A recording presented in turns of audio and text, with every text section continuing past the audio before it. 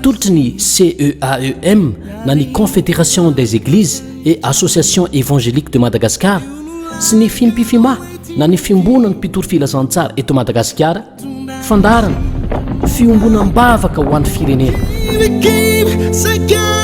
ahitanao vavaka toroteny hira fiderana ko andeha iray fo andeha iray saina andeha ifankaty fa tokana ny tanjona Madagasikara ho an'i Kristy raha ny oloko izay natsoina amin'ny anarako no avy anetry tena ka hivavaka sy hitadiny tavako ary hiala amin'ny ratsy fanaony dia hiaino azy any an-danitra aho ka amelanelo ary anasitrana ny tany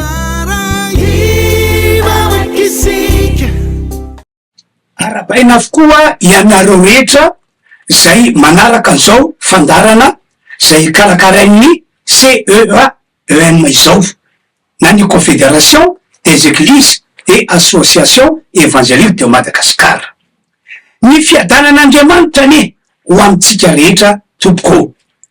Ny afatra sy ny fanetanana entiko anareo androany dia afatra sy fanetanana mitona anareo ny iomana hitsena an Jesosy Kristy zay ho avy eny amin'ny raolanitra. Ary mitona anareo ihany koa iomana andray an'ilay toerana zay fanamboariny Jesosy ho an'ny olon'Andriamanitra rehetra lay antsontsika hoe fiainana mandrakizay. Zao no teny ataoko aminareo indrindra fa isika kristianina zay manaraka zao fandarana izao tsy resaka na olioly ny filazana fa ho avy Jesosy fa tena ho avy arabaky teny tokoa izy. Nino ny teny zay voalaza ty baiboly ity ao ary zava-misy ankehitriny ihany koa dia toy milaza sahady fa tsy ela ny fatogavan'i Jesosy iseho eny amin'ny raolanitra. Totsao no voalaza baiboly ny amin'ny fiavian'i Jesosy. Jesosy tenany ny tena zao teny izao hoy izy andaovaka itsika Jona 5:20 ka ny andininy voalohany ka hatramin'ny andininy 7. Asa malahelo ny fonareo mino an'Andriamanitra ary mino aikoa. Arao tsara voasoratra io. Asa malahelo ny fonareo mino an'Andriamanitra ary mino aikoa. Ao an-trano raiko misy toerana maro ratsy zany dia efa milaza taminareo aho fa ndeha amboatra fitoerana ho anareo aho. Ary andeha amboatra fitoerana ho anareo aho dia voasoratra io dia ho avy indray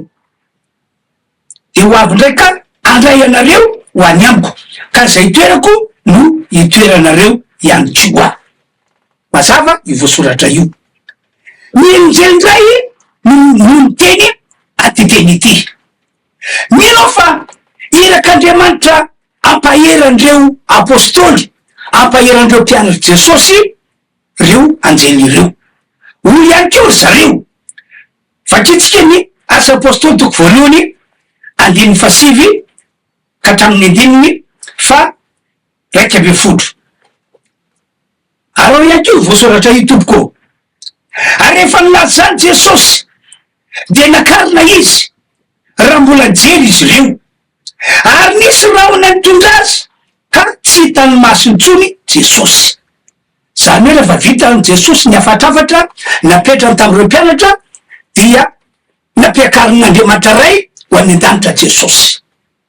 10 ary raha mbola nandinika ny lanitra izy reo apôstôly zany tamin'ny nandianana Jesosy indreo nisy loalahy teo anilany ny akanjo fotsy zay nanao hoe ry lehilahy Galiliana nahoana no mijanona eto mijery lanitra ianareo. Iny Jesosy zay nampiakarina niala taminareo ho any an-danitra iny dia mbola ho avy indray tahaka ny nahitanareo azy niakatra ho any an-danitra.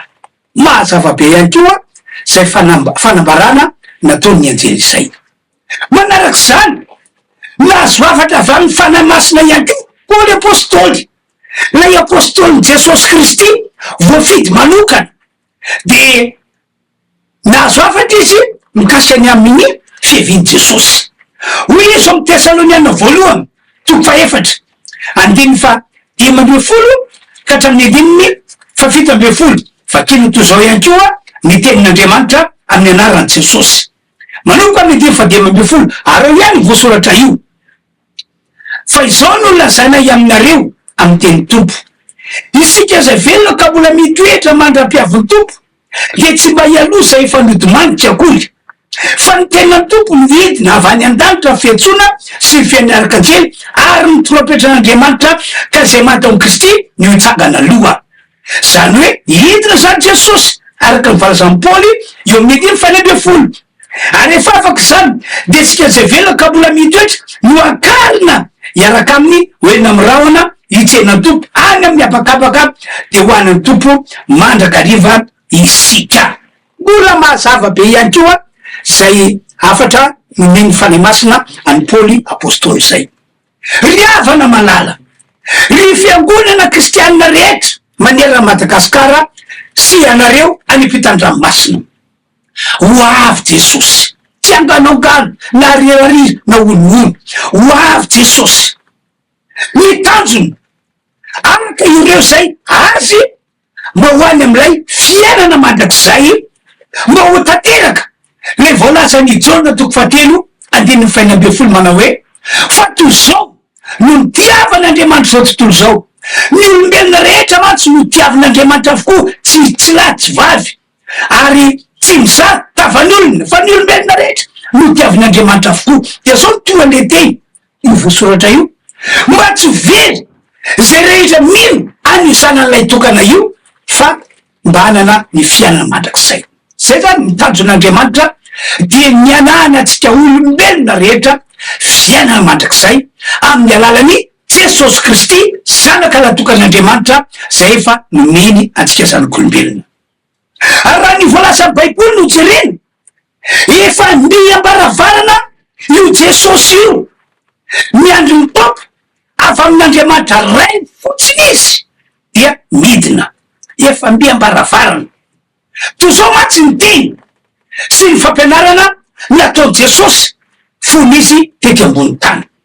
Voalohany nametraka fanontaniana reo apôstôly reo mpianatra Jesosy hoe tompo ampianatro lazao aminay ny famantarana ny amin'ny fotoana iavinao satria ianao laza fandeha ary mbola ho avy indray.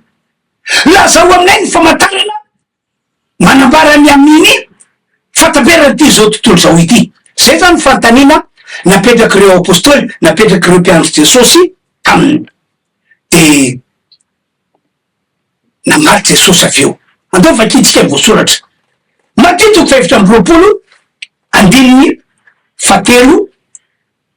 hatramin'ny 9 ary mipetraka teo an-tendrombohitra Oliva izy de nanantona azy manodidina ny mpianany ka nanao hoe lazao aminay zay andro atongavany zany ary zay ho famantarana ny fiavinao sy ny fataperana zao tontolo zao. Mazava be le fanontanian'ireo mpianatra tamin'i Jesosy.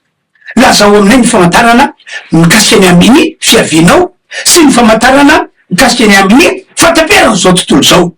4 de namaly Jesosy ary Jesosy namaly ka nanao taminy hoe mitandremo fa namisa mitaka anareo 5 fa maro no avy amin'ny anarako anao hoe zao no Kristy ka maro no voavitana.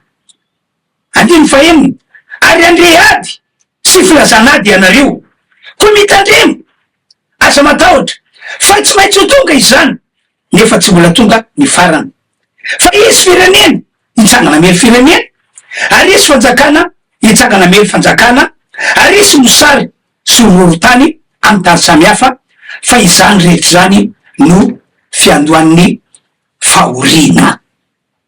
Zay zany nambaran'i Jesosy ho avy ao izy Jesosy de reto ny famantarana de mikasiky am'ireo famantarana ireo amin'ny akapobeny efa saiky tanteraka avokoa.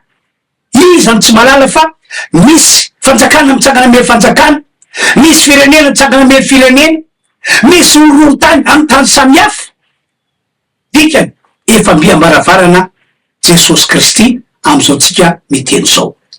Faharoa, o Jesosy atao vakina indray a ny Matitoko 7:20 de ny andininy 7:20 sy ny 7:30. Ary ny anarany fanoarana ny amin'ny aviavy. Raha vao manaraka ny rantsana ka mandraviny de fantatrareo fa efa akaiky ny lohataona. Le takizany koa ianareo, raha vao hitanareo zany rehetra zany donc fantatrareo fa efa akaiky ny ambaravarana izy. Ianareo Jesosy malala, mahafantatra tsara. Jerenareo izy ny hazona aviavy maniry. Rehefa hitanareo fa manomboka mandratsana le hazona aviavy, manomboka misy ravo le hazona aviavy, de hoe ianareo rehetra tsy hoe letsony dia ho tonga ny lohataona. De tsy afafatako zany akeo ny mahakasika ny fiaviko ho Jesosy. Raha vao manomboka hitanareo sy renareo rehefa matarana nambarako taminareo teo de fantara fa efa mbia ambaravaranao hoy Jesosy. Mazava ny voasoratra. Riavana. Ny anatanoko atsika kristianina mandre zao afatra zao de izao. Miomana ianao fa hoavy tsy ela Jesosy. Arabaky teny, hoavy tsy ela tokoa Jesosy. Hoavy any am'ireo lanitra izy. Apakatra reo zay tena asy marina tokoa ary reo zay naharitra teo amin'ny fanompona azy. Noho zany, mila miomana isika mba tsy sy fanenenana tompoko. Tena misy ke fanenenana. Mila miomana isika fiangonana kristianina mba tsy sy fanenenana. Zao mantsy, zay tsy nekeny Jesosy hitsena azy eny am'ireo lanitra dia voomana ho any am'lay fahaveresana mandrakizay izy. Tsy misy ny eo anelanelana. Na ianao tafita somatsara isandre olona eken'Andriamanitra rainy fa mahazo mitena Jesosy eny am'ireo lanitra, na ianao anisandre olona lavina tanteraka de nitoerana sazanao am'izay fotoana zay dia lay fahaveresana mandrakizay. Misy tetako zao mantsy ao abokiny Apokalipsy ao 12:20. Io voasoratra io arao tsara. Fa niosy, ny tsimi, ny vetaveta, ny mpijangajanga, ny mpanody ratsy, ny mpanody sampy, ary mpandaky rehetra dia anana ny anjarany any amin'ny fariafo sy solifara. Zany no antsoina hoe fahafatesana faharoa hoy ny Baiboly. Ary azo antoka fa tsy hoe ny olona mbola lavitra an'Andriamanitra ihany no ho lasany, fa reo olona milaza azy olon'Andriamanitra, milaza azy ho fiangonana kristianina kanefa tsy mitoetra tsara. Tsy am'le tena sitrapon'Andriamanitra ny toetrany, dem-panahy, ny fiainany am'izao fahavelony izao. Reny olony reny tsy eken'Andriamanitra hitsena Jesosy eny am'ireo lanitra, fa dia miandry azy ihany koa ny fahaverezana. Zay mahatonga amiteny hoe mila miomana isika fiangonana kristianina mba tsy siny fanenenana, mba tsy siny fanenenana. Ka ny fiomanana takin'Andriamanitra amitsika, takin'Andriamanitra amitsika fiangonana kristianina de ity: mila foazina ny fanahitsika. Tsy ken Jesosy hitsena azy ny fiangonana kristianina manana fanahy matory. Averiko indray hoe tsy eken'Andriamanitra, tsy eken Jesosy hitsena azy eny am'ireo lanitra ny fiangonana kristianina manana fanahy matory. Tsy ekena satria ny kristianina manana fanahy matory dia ratsy tompanahy. Ny kristianina manana fanahy matory dia tsy mahavita mandeha, tsy mahavita miaina araky ny fampianarany Kristy. Ohatra amin'ny fampianara Kristy natao ho fiaina fiangonana mandritry ny fahavelomany eto ambony tany. Ohatra, tsy mahazo mankahala olona ny fiangonana kristianina ny olon'Andriamanitra na inona zavatra ratsy nataony olona taminy. Tsy mahazo makahala. Zany no ampianara Jesosy ao boky Matio ao. Tsy mahazo manosina olona ihany koa. Fa mety amitsika olon'Andriamanitra, mety amitsika fiangonana kristianina ho Jesosy. Misy ora fa aza manosina ho Jesosy. Mivavao aza manetitra anareo. Kanefa raha matory ny fanan'ilay kristianina, raha matory ny fanan'ilay fiangonana kristianina, de tsy vitany ny miaina am'izany fampianara Kristy zany. Sarotrano miaina am'izany fampianara Kristy zany. Nankala izy ka nahoana tsy hoalako, na nisy raha izy, na nisy ratsy azy, nahoana tsy zoniko. Tatak'izany no fisainan'ny olona manana fanahy matory. Ny fampianara Kristy ihany koa de ity. Mila mamela heloka ny fiangonana kristianina. Mazava ny teny natao Jesosy ao amin'ny marika toko 1:20, 9:20. Raha mitsangana manao vavaka ianareo ho Jesosy, raha mandorika manao vavaka ianareo ho Jesosy, raha mipetraka manao vavaka ianareo ho Jesosy, ka eo anao no ampatsivo fanay masina anao hoe misy olona anananareo alahelo any. Anananareo alahelo izy satria na nisy ratsy anareo. Anananareo alahelo izy satria nanafotoana anareo zatra nataony. De ho Jesosy. Avy alao ny eloko renondreny. Avy alao ny fatsony renondreny.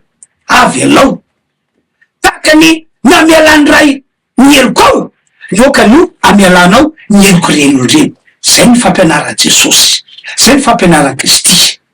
Mila hiainana zay fampianara Kristy zay. Ankoatran'izany, ahoana ho Jesosy? Maro ntsika no mahay antetenedy. Matetiky 5:9 ho Jesosy. Sambatra ny madio am-po fa izy no ahitan'Andriamanitra. Tsy ahitan'Andriamanitra velively isehony am'ireo lanitra ianao mba afanao mijena azy raha ohatra ka maloto ny fonao. Zany hoe tsy madio. Tsy ahitan'Andriamanitra ao am'le fiainana mandrakizay no maniny ho an'ny olony ianao raha ohatra ka maloto ny fonao. Mila madio ny fonao. Sambatra ny madio am-po ho Jesosy fa izy no ahitan'Andriamanitra. Koa raha matory ny fiangonana kristianina, raha matory ny fanahy kristianina, de ho araky reo mihitsy ny fiainany eto ambony tany ety. Ho araky reo mihitsy zavatra ataony eto ambony tany ety. Dikake zany, mazava beke zany. Tsy ekena ho any an-danitra ny olona manana toetra sy toe-panahy tahak'izany. Mitidina hoe fiangonana kristianina azonao entina. Ny andraikitra tazoninao ao am'ilay fiangonana misy anao azonao tanterahana. Fa ny bokin'Andriamanitra kosa milaza fa tsisy andreo olona ekena hitsena Jesosy eny am'ireo lanitra ianao, tsy ekena hiditra ao am'ilay fiaina mandrakizay ianao. Ohatra ihany koa ny amin'ny fampianara Kristy ho fiaina fiangonana kristianina mandra-piavy Jesosy. Tsy mahazo manohita intsony ny kristianina. Indrindrindrindra moa ka hoe efa vita batisan'ny rano anao.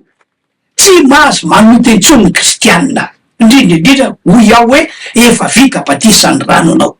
Andao ke vakitsika ny voalazan'ny Baiboly ato amin'ny Romanina toko 9 de 1:2 ka hatramin'ny 1:5. Romanina toko 9 1:2 ka hatramin'ny 1:5. Tozao no voasoratra. Vakina amin'ny anara Jesosy lay teny. Inona azy no olazaintsika? Moa toetra miota ihany va isika kristianina hitombony fahasoavana? 5 sanatrizany. Sanatrizany. Ataotsika fiangonana kristianina zay efa maty ny amin'ny ota ahoana no ho velona aminy ihany. Tsy fantatra rehefa fa naiza na izy isika no efa natao batisa ho amin'ny Kristy Jesosy dia natao batisa ho amin'ny fahafatesana. Koa niarana levina taminy batisa ho amin'ny fahafatesana isika mba ho tahaka ny nananganana Kristy tamin'ny maty tamin'ny voninahitry ny iray no andehanantsika kosa ho amin'ny fiainam-baovao. Aoriana batisa zany io voasoratra io de natao hiaina am'le fiainana vaovao ny kristianina na ny fiangonana kristianina, tsy le fiainana fahiny fony mbola olo zao tontolo zao na fony mbola jetilisa fiainana de mbola zany reny hiainana rehefa vita batisa, fa natao ho amin'ny fiainana vaovao. Mazava ny voasoratra eo amin'ny andiny faefatra. Toetsatsika andiny fadimy, fa raha nampiraisina tamy Jesosy tamin'ny endrika fahafatesany isika de ho tahaka zany koa amin'ny fitsanganany. Fa fantatsika fa nitoetsika taloha de miaraka nombolona taminy ambana ny tena niota mba tsy ampontsika niota intsony. Mazava ny voasoratra fa efa miaraka nombona tamy Jesosy teo ambony azy fijaliana ny momba atsika rehetra, ny otantsika rehetra efa netiny Jesosy teo ambony azy fijaliana ny fahotantsika hoy ny voalazany baiboly. No zany zany de tsy natao ho mpanompo ny ota intsony ny kristianina na ny fiangonana kristianina, zany hoe tsy tokony anota intsony fa hitahiry fiainany olom-baovao isan'andro izy, tokony hitahiry fiainany olom-baovao isan'andro izy. Averiko indray, mila mifony fanahintsika ahafahantsika manana atoka ny hitsaina Jesosy eny amin'ny raolanitra satria hoavitsy hoe le izy, sy ahafahantsika miditra maka n'ilay toerana zay efa namboariny Jesosy Kristy any am'ilay fiainana mandrakizay.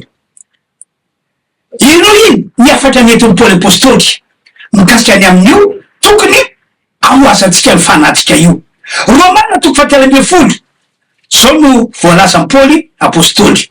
Romana 12 de vakitsika manomboka ny 21. Vakina amin'ny anaran'i Jesosy le teny. Ary tokony hanao zany indrindra isika kristianina, isika fiangonana kristianina, satria fantatsika ny andro fa ankehitriny zao de ora tokony hifoazanareo fatoriana am'izao vaninandro zao zany vanandro tsy tokony hatoriana intsony. Fa ankehitriny ny famonjenatsika de akaiky no tamin'ny andro vao ninontsika, efa ho lasan'ny alina ka efa miakaiky kokoa ny andro, ka oka aritsika miasa maizina ka hitafitsika ny fediny mazava, aoka isika tondratena tsara toy ny amin'ny andro, tsy amin'ny filalavany ratsy intsony na amin'ny fahamamona, tsy amin'ny fijangajangana intsony na amin'ny fijejejona, tsy amin'ny fifandirana intsony na amin'ny fialonana, fa hitafidy Jesosy Kristy tompo ary aza miay ny amin'ny ofo atateraka ny filany. Zany hoe efa lasa ny alina hoy Paoly ary efa mbiakaiky ny andro. Fomba entiko manohatra azy de zao, takany hoe zao vaninandro zao misy atsika zao zany, takany hoe efa midimy ora maray, jerena to mbola maizina ihany, mbola alina, kanefa tsy tena maizina be natao atoriana, jerena to efa mazava kanefa tsy mbola mazava mise masoandro fa somary samby. Am'zany amy dimy marainy zany raha tena mpianatra le olony, raha miomanandeha hiasa le mpiasa na miomanandeha hivarotra mivarotra de tokony efa mifo mba tsy ho tara mandeha mianatra, mba tsy ho tara mandeha miasa ary mba tsy ho tara mandeha miantsena. De takizany olo Paoly ny tokony fiainatsika am'izao vaninandro zao, efa miambaravarana Jesosy, tsy hoe nitsody isehony amy raolanitra izy akareo zay azy. No zany mila miomana isika, mila mifo tanteraka ny fanahintsika, inona ny antony? Mba tsy siny fanenenana, mila mifoa isika riavana malala, tena mila mifo arapaky teny isika. De hoana zany tokony atao afantsika mifo. Voalohany, ome voninahitra Andriamanitra zay tomponao sy ivavanao. Raha tena olon'Andriamanitra ianao, raha tena manompo an'Andriamanitra ianao, raha tena manketaita an'izao Andriamanitra zao ianao, de ome voninahitra Andriamanitra zay tomponao sy ivavanao. Aoka ho ataonao ho famezam-boninahitra ny mombanao rehetra na kariary io na takonana io ataovy misongadiny ny mahafahazavana anao araky le teny Jesosy hoe ianareo no fahazavana zao tontolo zao.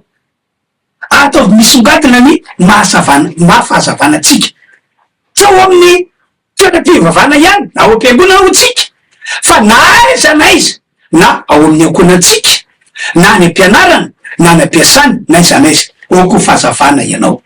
No zany manaova fifonana sy fibebana ianao no ianao ratsy toe-panahy sy nanota vokatry ny torimaso ara-panahy. Manaova fifonana sy fibebana ianao anineniny ianao manana fanahy matory. Azomena toerana intsony ihany koa eo amin'ny fiainanao ny devoly satria ny devoly de mitady toerana eo amin'ny olon'Andriamanitra. Zay ny fampianaran'ny Paoly Efesana toko faefatra de fafito amby roapolo aza manome fitoerana ho an'ny devoly ianareo. Fadiliny miveron-dalana raha ohatra ka tiana anatoka ny tena Jesosy eny am'irao ny lanitra ianao. Ninina ady olana zavatra mitranga eto ambony tany fadiliny miveron-dalana. Na inona fakam-panahy fadiliny miveron-dalana. Matsava ny teny natao Jesosy Matthieu toko faefatra amby roapolo de fahatelo amby folo fa zay maharitra hatramin'ny farany novonjena. Zay maharitra hatramin'ny farany novonjena. Ny tompany amangy atsika, amangy fanahintsika ka androany de anapa-kevitra atsika rehetra fa ho foatsika ny fanahintsika tsy atory intsony isika ary tsy avelantsika idominina atsika intsony reo toetra reo tompanahy manambara fa matory ny fanahin'le olona fa tena ijoro ho an'Andriamanitra tokoa isika. Mitanjo de hoe tompo mba nanantoka aho raha ho avy eny am'irao ny lanitra ianao de hitsenanao aho, anisany hitsenanao aho. Matonga ianao lasa olon'Andriamanitra tako zao, lasa olon'ny fiangonana kristianina de mifidian'Andriamanitra mendrika no am'le fiaina mandrakizay e fa saingy indrisy taka le virjina miisa folo tovavy miisa folo no vidina izy ireo fa indrisy hoy a fa nidimy tam'ireo ihany no tsara fiomanana mba hitsena le mpapakatra fa nidimy tam'izy ireo kosa variana teto am'ty zao tontolo zao ity, variana tanteraka ndrindra moka hoe naritraritra ny fatokava le mpapakatra de taraiky izy tary izy tsy tafitra intsony nakao am'le fampakaram-bady. Ny tompany amindra fontsika rehetra ibavako anareo ao raha te fandray amiko moa ianareo ivosoratra io ny telefônina afako mivavako anareo. Raha marary anao androany mino fahostan'Andriamanitra amin'ny anara sosialy aminao ny aretina, raha ao anatin'ny olana ianao mino famonjy anao Andriamanitra, ain'Andriamanitra zavatra rehetra vavaky sika. Tomp'Andriamanitra tsy to rila izy hatrizay hatrizay ka ho mandrakizay ny famindraponao ane ho amin'ny rehetra, ny famindraponao ane ho amin'ny fiangonana kristianina rehetra. Am'izao ry zao aoka mangy ny fanahinay rehetra ny fanahinao masina mba tokane tsy atory intsony tsy amela fanahinay atory intsony fa hifoy zahay anomana tena mba hitsena Jesosy eny am'irao ny lanitra mba ho any am'le fiaina mandrakizay. Ary reo zay marary sitrana ny anara Jesosy didina ny amin'ny aretina miala ny aretina rehetra na inona mahazo ny olona. Misaotra tompo vaky any ko ny olana amin'ny anaran'i Jesosy. Misaotra tompo amin'ny anaran'i Jesosy. Misaotra raha eo. Amen. Zay zany tompoka dia mametraka ny mandram-piona manao velomantsika amin'ny herindray tompoko.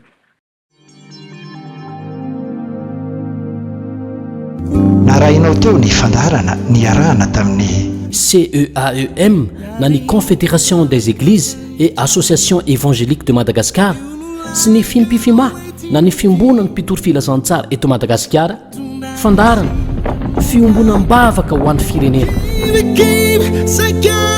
Ahitanao vavaka, toroteny, hira fiderana, ko andeha iray fo, andeha iray saina, andeha hifankaty fa tokana ny tanjona Madagasikara ho an'ny Kristy. Raha ny oloko izay natsoina amin'ny anarako no avy anetry tena ka hivavaka sy hitadiny tavako ary hiala amin'ny ratsy fanaony dia hiaino azy any an-danitra aho ka amelan'elo ary anasitrana ny tany.